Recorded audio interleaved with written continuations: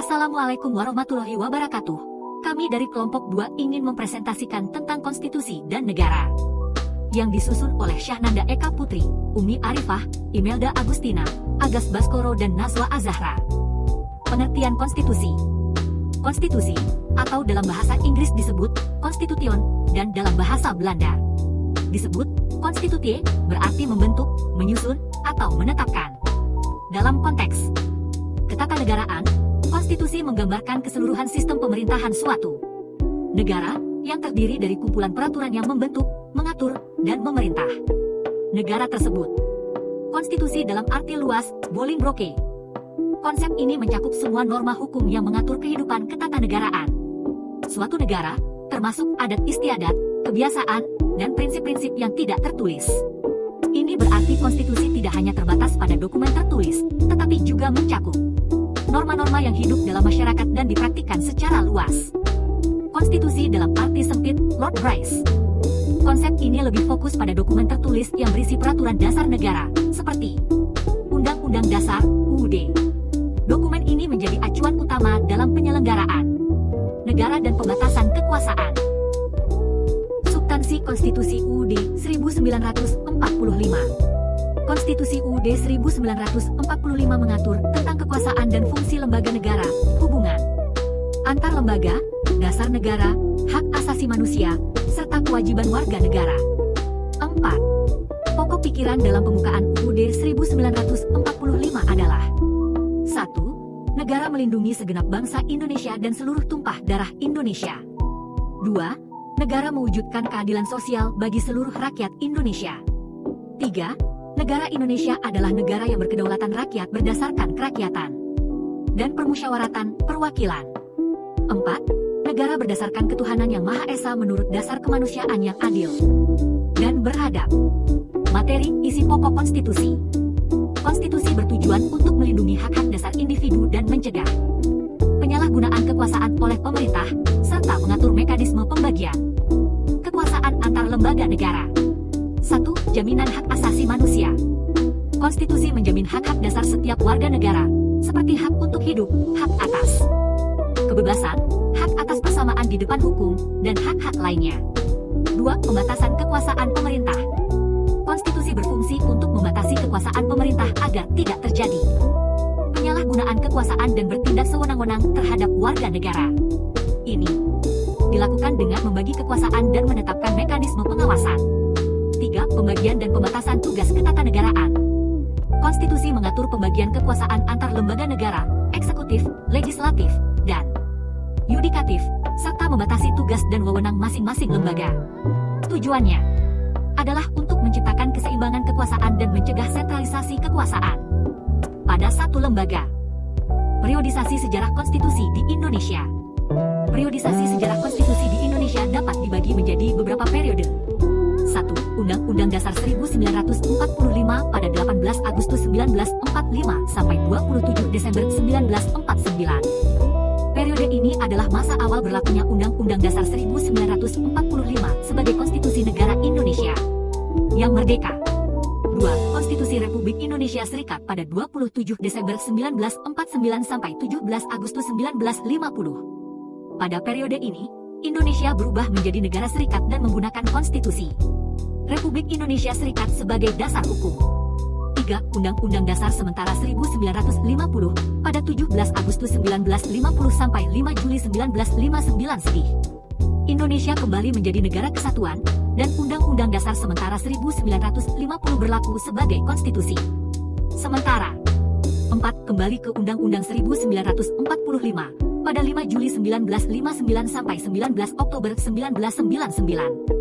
Melalui Dekret Presiden 5 Juli 1959, Indonesia kembali menggunakan Undang-Undang 1945 sebagai dasar negara.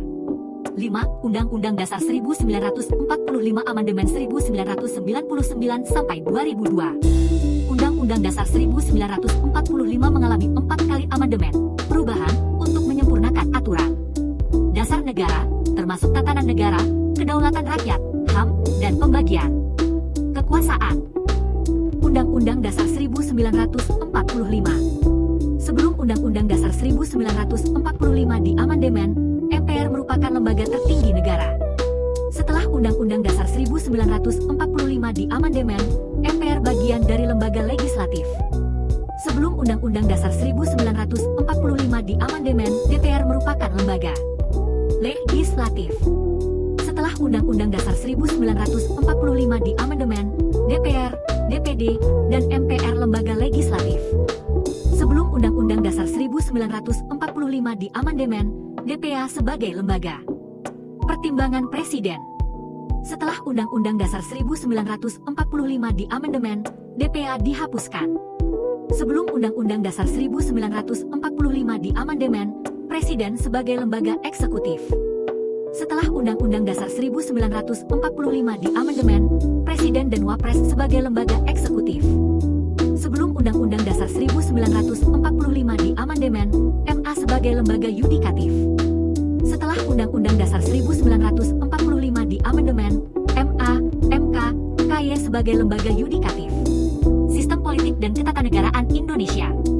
Sistem politik dan ketatanegaraan Indonesia adalah suatu mekanisme atau cara kerja, seperangkat fungsi atau peranan dalam struktur politik yang saling berhubungan dan membentuk suatu proses yang langgeng, sebagaimana dijelaskan oleh Rusadi Kantaprawira. Menggarisbawahi bahwa sistem politik bukan hanya sekedar struktur, tetapi juga cara kerja atau mekanisme yang melibatkan fungsi dan peranan dalam struktur tersebut. Sistem politik yang efektif adalah sistem yang mampu beradaptasi dan menjaga keberlangsungan proses politik.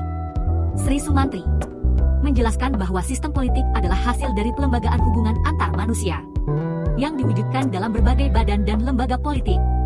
Badan-badan ini memiliki peran dan fungsi masing-masing, baik yang berada di dalam struktur pemerintahan, suprastruktur, maupun yang berada di luar struktur pemerintahan, infrastruktur. Sistem politik di Indonesia. Sistem politik di Indonesia didasarkan pada beberapa prinsip utama yang tercantum dalam Undang-Undang Dasar 1945. Kedaulatan rakyat, Pasal 1 Ayat 2 sedih. Kekuasaan tertinggi berada di tangan rakyat dan dilaksanakan menurut Undang-Undang Dasar. Ini berarti bahwa rakyat memiliki hak untuk memilih pemimpin mereka dan membuat keputusan melalui mekanisme perwakilan. Negara hukum, Pasal 1 Ayat 3 sedih. Pemerintahan dan seluruh elemen masyarakat tunduk pada hukum. Tidak ada seorang pun yang berada di atas hukum, dan segala tindakan harus didasarkan pada peraturan perundang-undangan yang berlaku. Bentuk Republik, Pasal 1 Ayat 1 sedih. Indonesia adalah negara kesatuan yang berbentuk republik. Artinya, kepala negara adalah seorang presiden yang dipilih oleh rakyat atau wakil rakyat, bukan seorang raja atau monarki.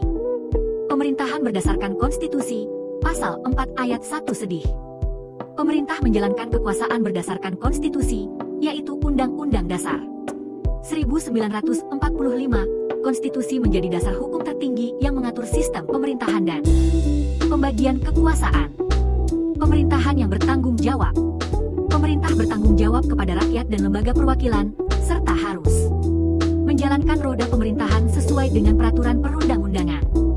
Pada sistem perwakilan, rakyat memilih wakil-wakil mereka untuk duduk di lembaga perwakilan, seperti DPR dan MPR, yang bertugas menyuarakan kepentingan rakyat dan membuat keputusan atas nama rakyat. Pada sistem pemerintahan presidensial, presiden adalah kepala negara dan kepala pemerintahan. Presiden memiliki kekuasaan eksekutif yang kuat, namun tetap bertanggung jawab kepada lembaga perwakilan dan tunduk pada konstitusi. Persamaan antara UUD 1945 setelah amandemen dengan sistem pemerintahan presidensial AS. Persamaan antara UUD 1945 setelah amandemen dengan sistem pemerintahan presidensial AS mencakup beberapa aspek penting seperti pemilihan langsung presiden dan wakil presiden. Baik UUD 1945 hasil amandemen maupun sistem presidensial AS, keduanya mengatur pemilihan presiden dan wakil presiden secara langsung oleh rakyat. Hal ini berbeda dengan sistem parlementer di mana kepala negara atau kepala pemerintahan dipilih oleh parlemen. Presiden sebagai kepala negara dan kepala pemerintahan. Dalam kedua sistem, presiden memegang posisi sebagai kepala negara dan kepala pemerintahan. Ini berarti presiden memiliki wewenang baik dalam urusan kenegaraan maupun dalam menjalankan pemerintahan sehari-hari.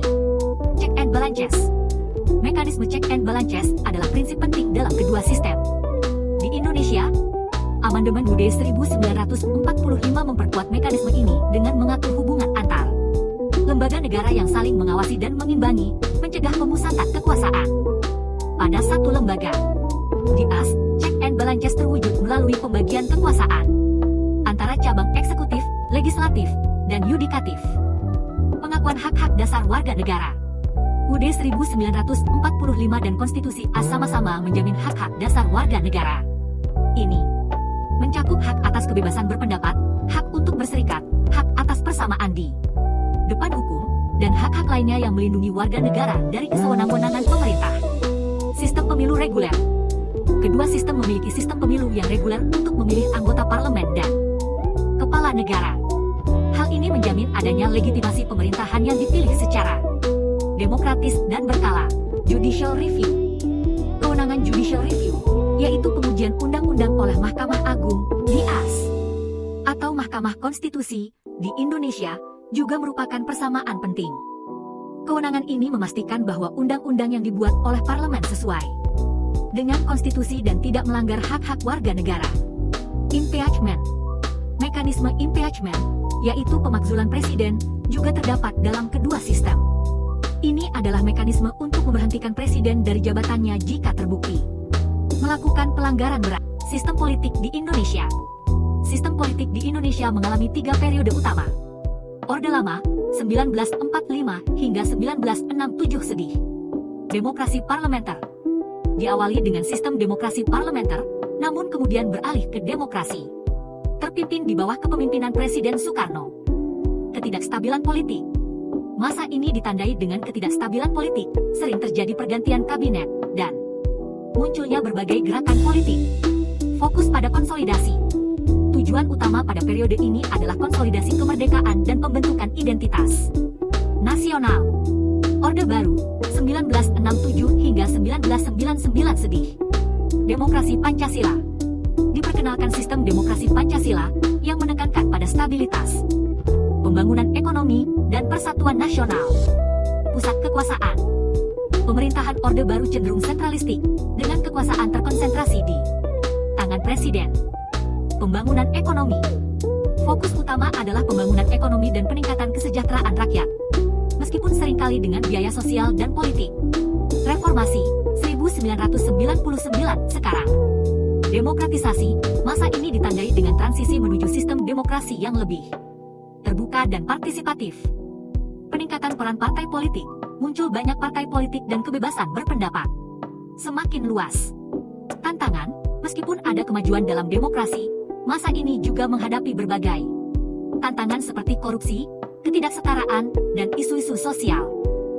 Struktur ketatanegaraan Indonesia setelah amandemen UUD 1945. BPK dari lembaga eksaminatif. MPR, DPR, DPD dari lembaga legislatif. Presiden, Wapres dan Menteri dari lembaga eksekutif. Kekuasaan kehakiman MK, MA, KY dari lembaga yudikatif. Baik presentasi dari kelompok kami, kurang lebihnya mohon maaf dan terima kasih.